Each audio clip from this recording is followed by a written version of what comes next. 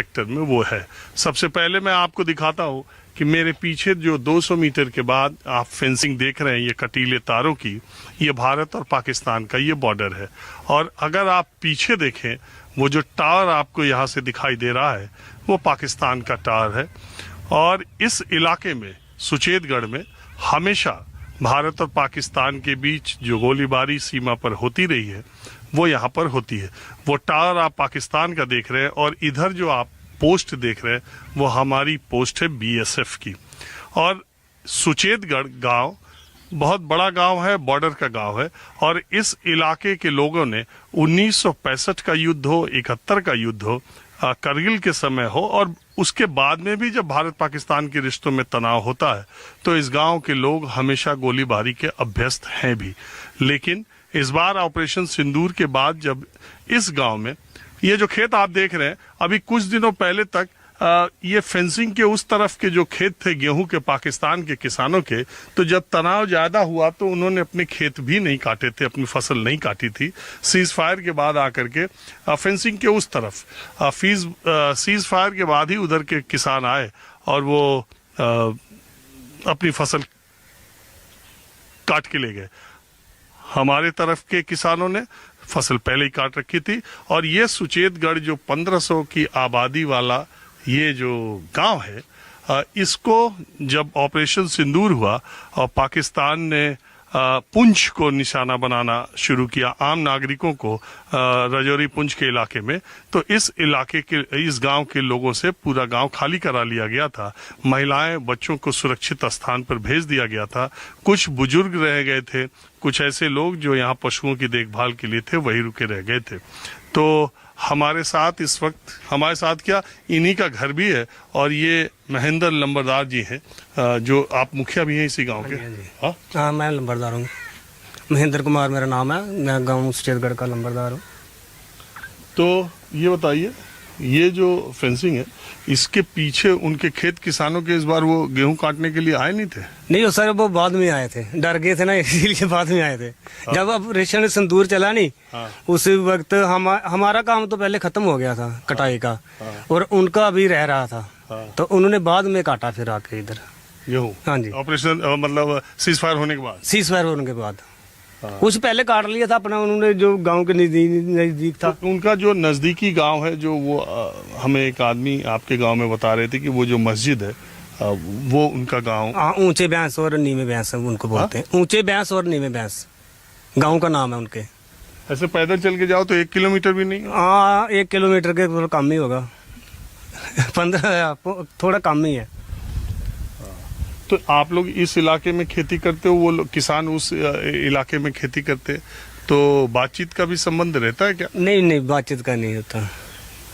बातचीत का पहले होता था कभी, जब माहौल सही था, पर अब नहीं होता। अब एकदम तनाव का माहौल यहाँ रहता है। तनाव का माहौल है। तो बॉर्डर पर खेती करना तो बड़ा मुश्किल काम है। मुश्किल तो है सर, फिर भी मजबूरी करना तो पड़ेगा। हमारे साथ बीएसएफ जाती है हमारी सुरक्षा के लिए आगे। जो फेंसिंग के आगे जाते हैं हम।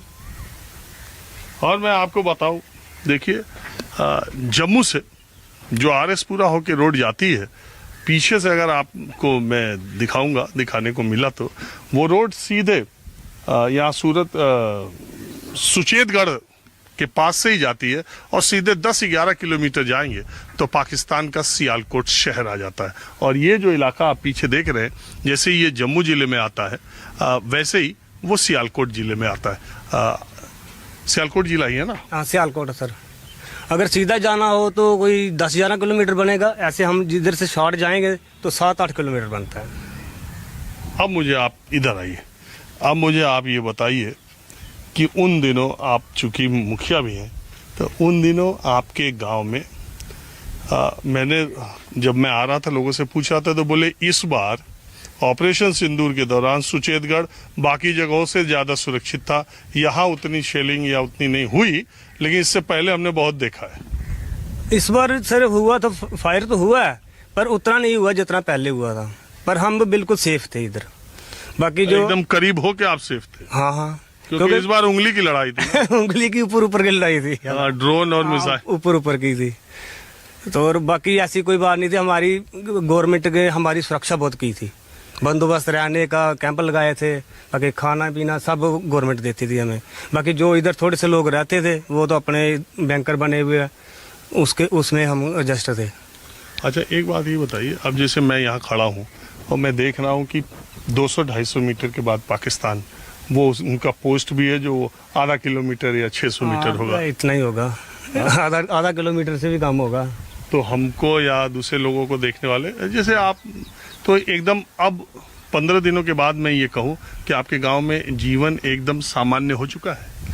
सर जब सीज़फायर हुआ ना, उस दिन से हमारा पूरा गांव में जो जितने पीछे गए थे ना सभी आ गए थे इधर रहने के लिए। बच्चे जो भी औरतें वगैरह बुजुर्ग वगैरह गए थे, हम उसी दिन आ गए थे इधर। हमें पता था, हमें कोई डर ही नहीं, जब तक हमारे सिर पे मोदी है हमें कोई डर ही नहीं।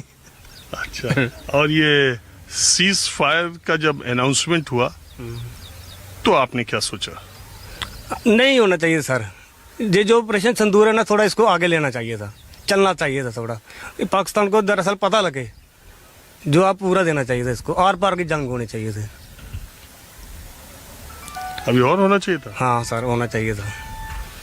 अच्छा, हाँ। तो क्यों हो गया, आपको क्या लगता है, हुआ क्यों? ये सर क्या पता, ऊपर के लेवल की बात है, हम क्या पता बताएं इसको।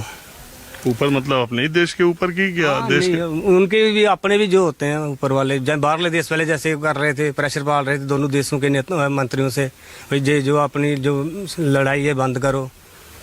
जैसे ट्रंप ने बोला था, दूसरे और बोल रहे थे, पर नहीं मानना चाहिए था इसको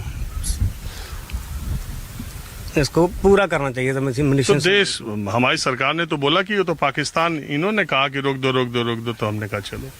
ऐसे क्या पता, उन्होंने कहा चाहे इन्होंने कहा, हमने तो बस टीवी पे देखा जी बाहरले देश बोल रहे हैं अभी सीज फायर, अपना जो दोनों देश से बंद कर दो फायर।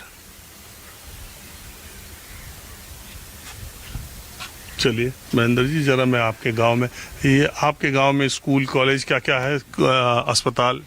सर हमारे इधर स्कूल भी है, मिडिल स्कूल है 8वीं तक है, तो हॉस्पिटल भी है, हॉस्पिटल जो साथ में है सर, अभी तक भी डॉक्टर इधर है मौजूद हैं हमारे।